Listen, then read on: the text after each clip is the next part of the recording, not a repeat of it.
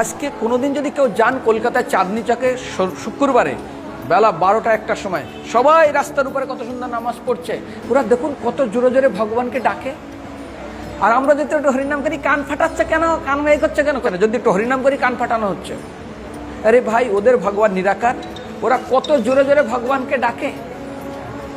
আর আমাদের ভগবান আকার, ওরা যখন নামাজ পড়ে এখানে কালো হয়ে যায় তাদের, কতবার প্রণাম করে, কতবার কান মুলে হাত মুলে ভগবানের কাছে ক্ষমা চায়, আর আমরা ঠাকুর ঠাকুর হয়ে গেল প্রণাম। তারপরে ব্যাস শান্তি, তোমার একদিন কে আমার একদিন কেটে পড়লো। এটাই কি ভগবান মন্দিরে আসা উচিত? এইগুলো যেন আরে শিখতে হবে। ডাক্তার হতে গেলে ডাক্তারি কলেজে, উকিল হতে উকিল কলেজে, সাঁতার শিখতে গেলে যে সাঁতার জানে।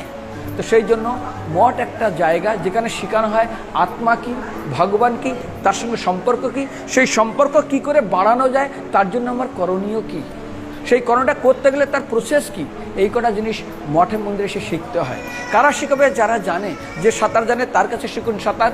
যে ওগলাতি উকিল পড়ে তার কাছে গিয়ে ডাক্তার দেখায় না, যে ডাক্তার তার কাছে গিয়ে দেখে ENT ডাক্তার কাছে দাঁত নিয়ে যায় না, স্পেশালিস্ট হতে হয়। ঠিক এই মঠ মন্দিরে শেখানো হয় ভগবান কি, ভগবানের সঙ্গে সম্পর্ক কি, আমার সঙ্গে ভগবানের সঙ্গে কেউ সম্পর্ক করতে পারি, আমি কেন জগতে দুঃখ পাচ্ছি আমি চাই না। সেই জন্য সনাতন গোস্বামী বলে, কে আমি কেন বে জাপের তাপর, আমি কেন এসেছি, কোথা থেকে এসেছি, কেন কষ্ট পাচ্ছি, আমি তো চাই না, কেন জবরদস্তি হচ্ছে, এইসব বিষয়ে শিক্ষা দেওয়া হয়। হরে কৃষ্ণ।